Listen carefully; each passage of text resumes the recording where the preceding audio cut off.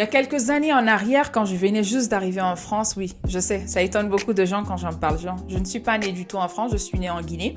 Et je suis arrivée en France dans une dizaine d'années. Et quand je suis arrivée en France, il faut savoir que j'avais un accent très prononcé pour un enfant à l'époque. Et je m'exprimais très difficilement parce que j'ai eu à développer un complexe.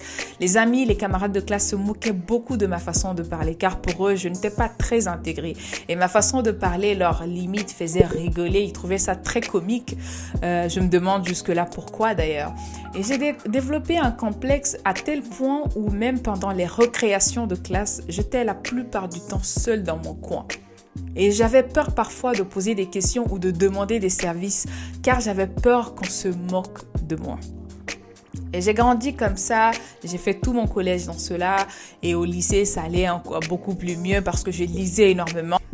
Pour vous épargner les détails, sachez que les moqueries, peu importe le domaine, c'est peut-être pas votre accent qui dérange, soi-disant certaines personnes, mais peu importe le domaine, sachez que vous serez moqué parfois pour des choses qui malheureusement ne dépendent pas de vous. Et figurez-vous que la plupart de ces amis qui se moquaient de moi, que ce soit au collège jusqu'au lycée, au jour d'aujourd'hui m'écrivent sur les réseaux sociaux pour avoir des conseils, que ce soit sur leur développement personnel ou autre chose. Pour la plupart de ces camarades, je leur aide au jour d'aujourd'hui à donner une direction fiable à leur vie. La morale de l'histoire ici, c'est deux choses. Premièrement, ne vous moquez jamais des gens, surtout les plus jeunes qui me regardent. Il est très difficile d'être un enfant solitaire.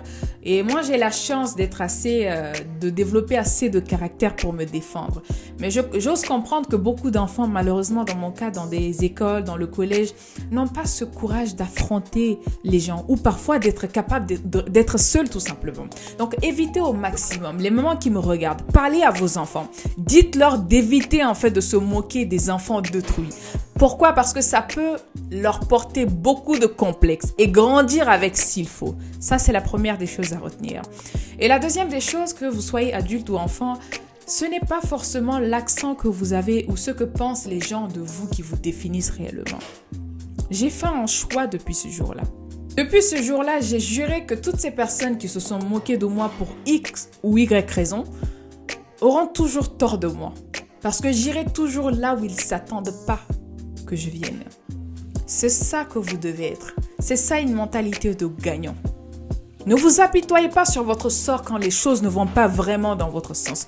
Vous devez être déterminé. Peu importe ce que c'est. Que ce soit l'emploi qu'on vous refuse sous prétexte que vous n'êtes pas assez compétent pour cela. Allez vous améliorer. Prouvez toujours le contraire à ceux qui vous croient incapables tout simplement de réaliser quelque chose.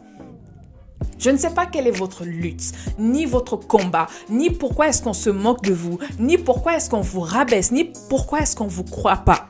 Mais vous devez toujours vous croire en vous. Personne ne viendra vous faire confiance. Il est de votre responsabilité en fait de prouver le contraire de ce que les gens pensent. Je sais que ça peut être très compliqué parfois de se retrouver dans une situation où parfois personne ne nous croit. On a envie de bâtir un projet, mais on n'a pas de support parce que les gens ils font pas confiance tout simplement en nos capacités. Mais vous êtes la seule personne qui est capable de prouver le contraire. Et vous devez vous faire confiance. C'est très important. Tel dans votre développement personnel, financier, professionnel, même pour être millionnaire, il va falloir se faire confiance. Ayez une confiance sauvage en vous. Soyez une personne très confiante. Que personne ne définisse en fait votre vie. Parce que votre vie, vous êtes la seule à définir en fait. Au final, qui vous êtes et ce que vous êtes capable de faire. Jusqu'où vous êtes capable d'aller. Ne laissez pas les gens vous définir. Je comprends. Je me disais qu'à leur jeune, ils étaient peut-être très jeunes. Et je ne suis pas une personne qui garde de rancune. Mais ça m'a servi de leçon. Et je me dis de partager cette leçon de vie avec vous.